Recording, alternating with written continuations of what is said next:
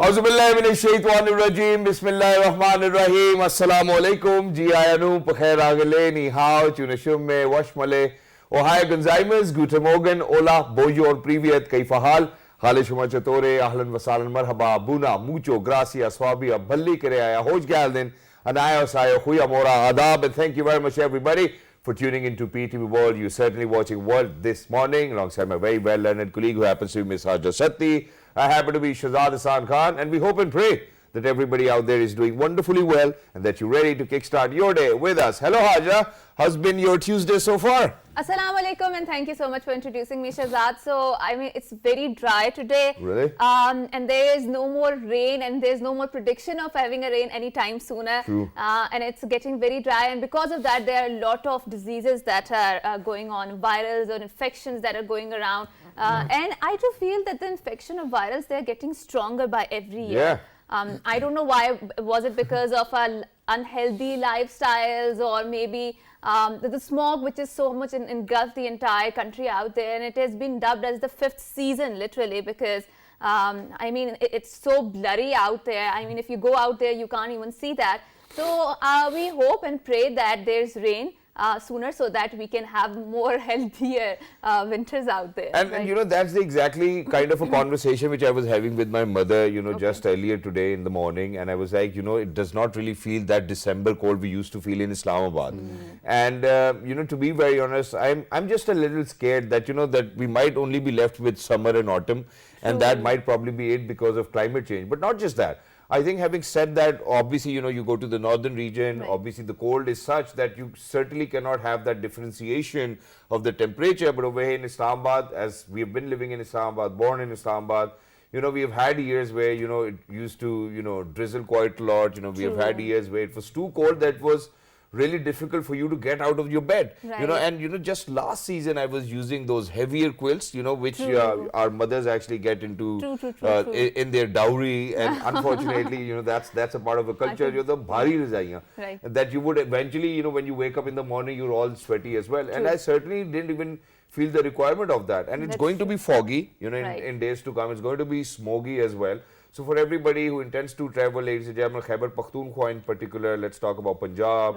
And not just that, I think that the other parts, you know, hilly areas, they're going to be smoggy and foggy too. So please make sure that if you're traveling, it's really cold, make sure that you kind of, you know, prepare yourself. These are the visuals we're sharing from Lahore. And, you know, it's just so difficult to differentiate whether it's fog or smog. But the moment you land in Lahore, you know, when you start breathing that air, which is engulfing the entire Punjab, you could actually feel it in your throat that it's not really fog.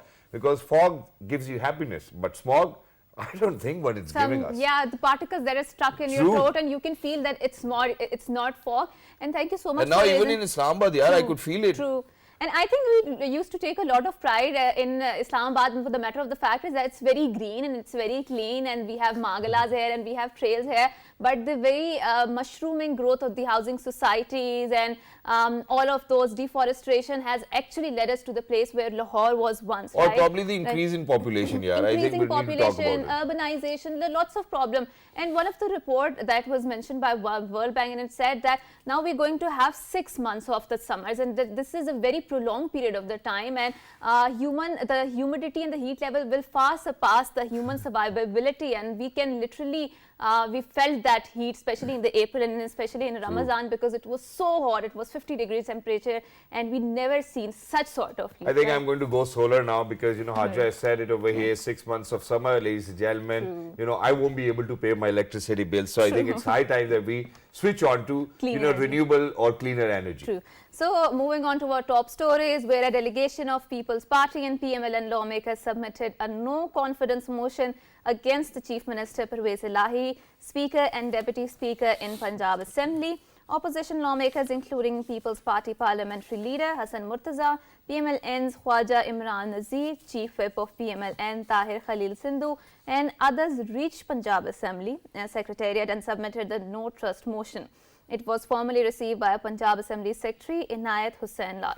So, I mean, there is a very hot political activity which is going inside the country, and we hope and we wish that Pakistan soon gets political stability that we all deserve. Exactly, Right? and since I'm apolitical, I'm not going to comment on this anyways, but I'm going to comment on what Elon Musk actually tweeted. True. And I don't know how it's going to end up for him, but ladies and gentlemen, imagine, so this is what Elon Musk tweeted: should I step down as head of Twitter? I will abide by the results of this poll. And imagine the 97% of the people said, yes, you should. I think Yeah, you 57. should. It's Yeah, 57. It's 57. Yeah. So, okay, 57 means the majority actually said that you really need to step down. Why would you tweet it? You know, after spending $44 billion, why would you tweet such a thing? So, obviously, you know, I think I mean, I don't know how to put it, but listen to this. Twitter users voted decisively in a poll for Elon Musk to step down as chief executive of the social media platform, a backlash against the billionaire less than 2 months after he took over. Elon Musk launched a poll asking if he should step down as head of Twitter. Why would you do that? In his tweet, he also wrote he will abide by the results of the poll. That's something which is still up to him. But in October this year, Musk completed his $44 billion acquisition of the social media platform Twitter. Since then, Musk has fired Twitter's top management and laid off about half of its workforce, while seesawing on how much to charge for Twitter's subscription service, Twitter Blue. On Thursday, Musk also suspended the accounts of several prominent journalists over a controversy on publishing public data about the billionaire's plane. A day later, the accounts were reinstated. But imagine, I think when Twitter actually, in fact, when Elon Musk got into this deal, you know, the very agenda Elon Musk had was that I'm going to give people that freedom of speech. True. You know, and everybody should be able to say whatever. And the very moment people started to talk about his plane, I think those accounts... I do think that he took the steps to, I mean, free that platform, because then he asked Donald Trump to come back. And matter of the fact is that Twitter is a very left... No, he didn't. The Trump said that thank you so much, I'm not going to come back, because he has his own website. Yes. But matter of the fact is that I really don't get it. Why did they ban Trump? Because in an age of a social media where you can get information from a lot of things, banning people, banning ideas is not going to work at all, because then he erected his own website and all of his followers flock to that website. So you're not actually banning the idea or banning the people out there. So you are actually giving him another platform from which he can speak out his voice, right? Yeah. And Haja, it's not just that. I think that, you know, Elon Musk at this point of time might be a little troubled, and it's because that, you know, initially it was a publicity stunt, you know, from a viewer's perspective, that he would want to buy Twitter. And then eventually he backed off, and then Twitter called him in that, hey, you know what, now you really need to buy Twitter as well. And that's where $44 billion was spent. And I believe that, you know, when this platform might have been created, it must have been a few thousands of dollars. And imagine for a brand to kind of establish itself and then people coming in to lay off other people. I just don't like the idea. I mean, why not go with the flow? I think a lot of people are doing, or what do you call it, they're laying their staff out, but Twitter gets a lot of publicity because of the personality of the Elon Musk. So I think enough of the Elon Musk and Twitter. And would you pay $8 per month? No, not at all. Not at all. Yeah, you don't I don't pay think at all, so right? that we can afford that, because we are from a poor country. She does not even like paying at all. You know, she does not even like that. Why should I do that? I mean, I am very... Sometimes you feel like spending on your friends, family, you know, things like that. Yeah, I think that's great. Why Twitter then? Friends and family does not equal Twitter. All right, I get that point. Okay. So moving on to another top story, which is chasing the victory target of 167 runs. England were 112 for 2 in the second innings at stumps against Pakistan on the third day of Karachi cricket test. Teenager leg spinner Rehan Ahmed finished with 5 for 48 and Jack Leach with 3 for 72 as Pakistan lost their last 7 wickets for 52 on a spin-assisted National Stadium pitch. For Pakistan, skipper Babar Azam scored 54 and Saud Shakil 53. If England win the match, it will be the first time that Pakistan will be whitewashed 3-0 on their home ground. Exactly, and that too after 1957. So imagine, rather than creating history in a very befitting manner, ladies and gentlemen, we are creating history from topping the charts, and that too from the bottom. And we seriously need to look at it, you know, with good intent, because things have gone beyond selection and what the captain needs to do. I think we really need to talk about our domestic circle over here, whether what kind of production line do we have in process as well. And not just that, I think over here, you know, for all of these scores, Saud Shakil and Babar posted, I think that they did a great job after losing 3 early wickets in the first session of the second innings. But then I believe that the kind of, you know, so England only had to work towards our top 5 batters. You know, the rest of the 5 would actually apply a domino effect and then, you know, would go back to their dugout or to their dressing rooms as well. And we certainly need to kind of sit down and think that, that we will continue to bring people to play from shorter format to test cricket, where we have seen a lot of injuries, may it be Shaheen Shah Afridi, may it be Haris Rauf, may it be Naseem Shah. And in addition to that, I think that, there is a little slight reluctance in the players from shorter format to come and play a bigger format where you get paid less, where there's lesser viewership. Right. And so the players these days, I believe, are not even interested in test cricket. So, Shahzad, today is the International Human Solidarity Day to celebrate the Must unity. be about creating some fun. Really? To celebrate the unity and diversity, remind government to respect their commitments to international agreement and raise public awareness of the importance of solidarity. So, we have seen in the recent years there's been a lot of focus on solidarity, and SDGs were crafted to come so that the government would come up with the plans in order to alleviate the poverty. And obviously, Pakistani government is doing a lot to alleviate the poverty, and in order to have a more broader conversation regarding the poverty and what is the government doing, there's an entire program out there to cater to the people, to the poor people out there. We are very lucky that we have been joined by Fazil Muhammad, who happens to be Program Director, National Poverty Graduation Program. Assalamu alaikum, and thank you so much for coming to our show. Thank you very much for inviting. Thank you, sir. So, joining Mr. Muhammad, we have Ahmed Ali, khattak. He happens to be Team Leader, Social Protection Delivery Unit at the Ministry of Poverty, Alleviation and Social Safety. Assalamu alaikum, and thank you so much for coming to our show. Assalamu alaikum and good morning. Thank you, sir. First of all, sir, I think what we really need to do is, because we go out in 46 different countries, we would certainly like to talk about this program, which we are referring to as NPGP. What is this program? What does it aim to do? And where are we in terms of our achievement? Because it's all about poverty alleviation. I think 38% of our population comes into that index as well. What have we done so far, and what's the program about? Yeah, actually, National Poverty Graduation Program is a flagship program of Ministry of Poverty Alleviation and Social Safety, where myself and Ahmed Ali Khattak sahab work. And this program is funded by International Fund for Agricultural Development. And the government of Pakistan. And government of Pakistan, yes. Government of Pakistan is financing the interest-free loan component. Before introducing this program, basically this program is the part of the overall poverty alleviation and social safety strategy of government of Pakistan. Okay. And the social safety strategy includes the Benazir income support program, the households who are ultra poor and very poor, whose PMT score or poverty score is 0 to 32 now as per the new survey.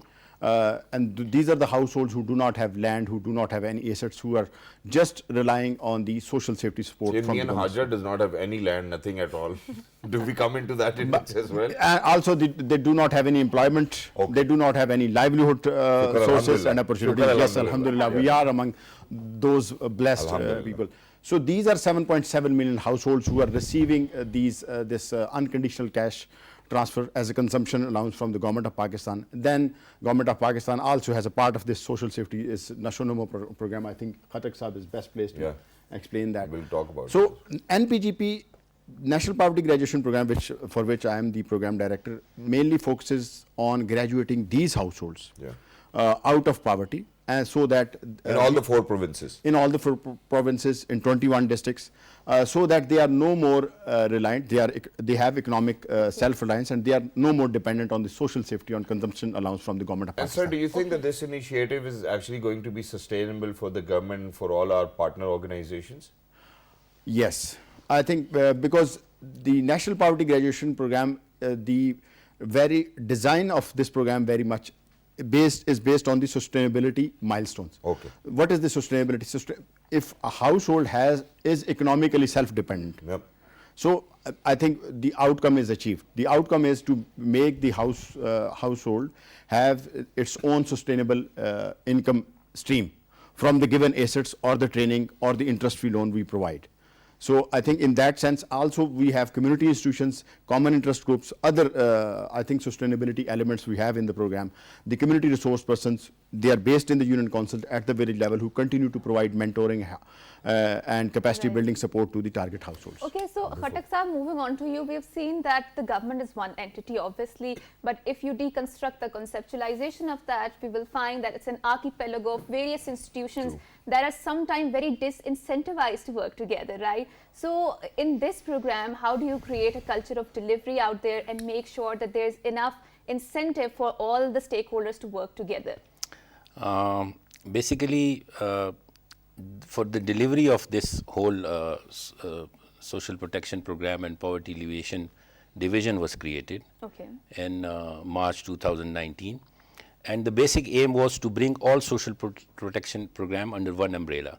So now we have Pakistan Poverty Alleviation Fund, we have Benazir Income Support Program, we have Trust for Voluntary Organizations, and we have Baitul Mal.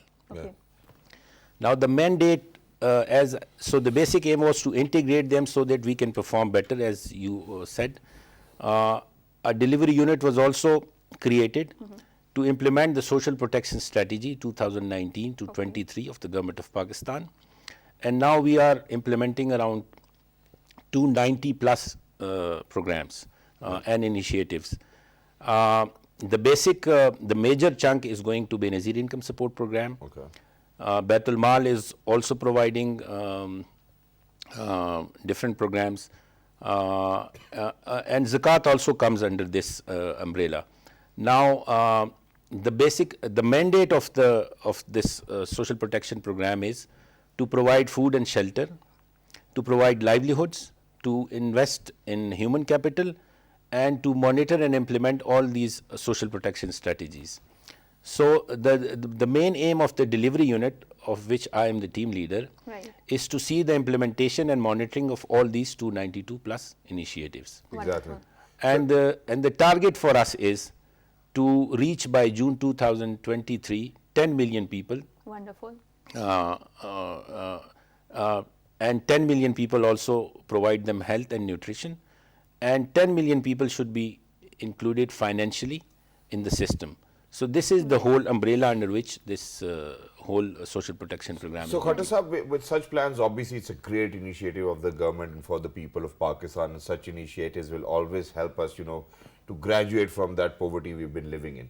But I think that the concept over here, and we've been talking about it quite a lot, is that for all of those funds and zakat, spending onto people where, it's an effort of the government to bring them and, raise their standards of living.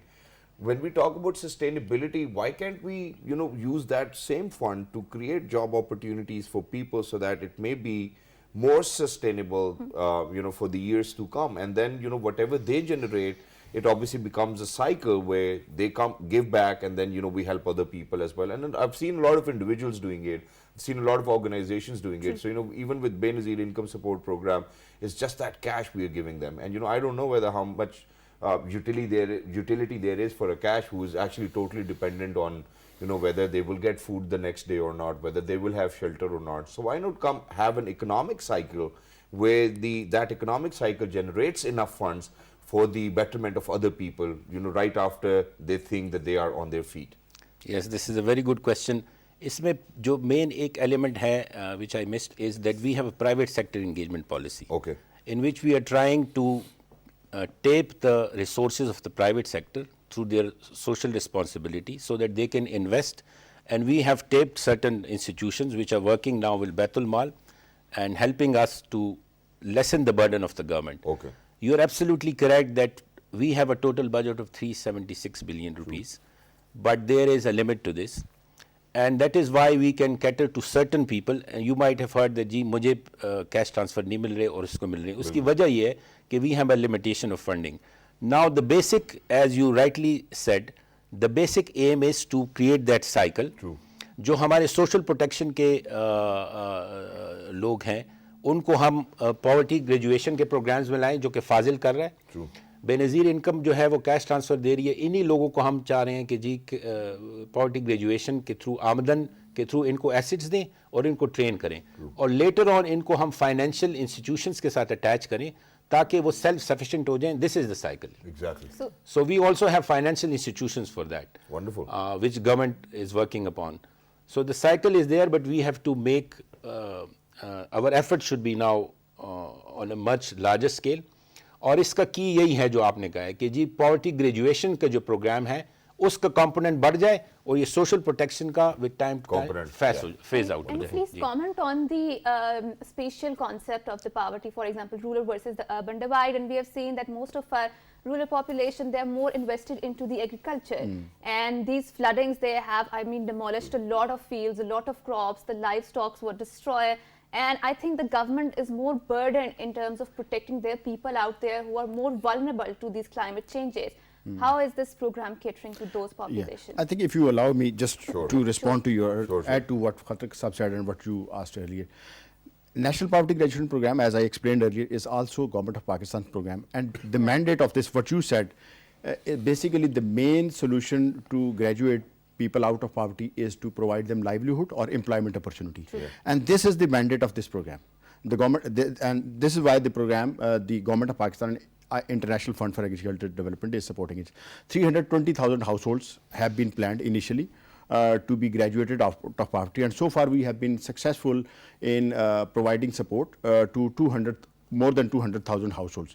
They received Karyana shops, they received livestock, they received even we provided hand tractors. Wow. And some of the innovative initiatives we did under this program, for instance, the digital skills, what you said, that the divide between rural and urban. Right. All this digital economy and the digital e-commerce is very much in the urban centers, and rural areas do not have access. So what we are doing is now we are taking this digital skills and e-commerce to the rural areas under this program. And recently we have enrolled 48 children from the very poor household, from the BIS beneficiaries, to the Institute of Business Administration, and which is a very prestigious institution. It was, I think, so this is what the government, now on the flood thing, what you have said, I think the floods have further compounded this poverty in Pakistan. If we look at the statistics, in terms of nutrition in Global Hunger Index, Pakistan is ranked 99th out of 121. So we are just at the bottom. It's not the matter of poverty alone now. We are food insecure. We are at the verge of hunger. Multi-sectoral poverty. Yeah, so we are at the verge of hunger. So 38.8% people are out of poverty. Now 33 million people have been affected. More than 1 million livestock, and the livestock mainly belongs to the very poor households in the mountainous areas, in the deserts, in the remote areas. So 1 million livestock perished, and then 8 million acre of crop, standard crop, have just perished, which with the financial outlay is $1.3 billion. It's a huge loss. And this loss is adding up to this 38 point. Earlier the 38.8 million people were multidimensionally poor, now it's going to add up, it may be 50%. And sir, in addition to that, what I would want to talk about is, obviously we would certainly talk about the different aspects of this program. Right. But, for example,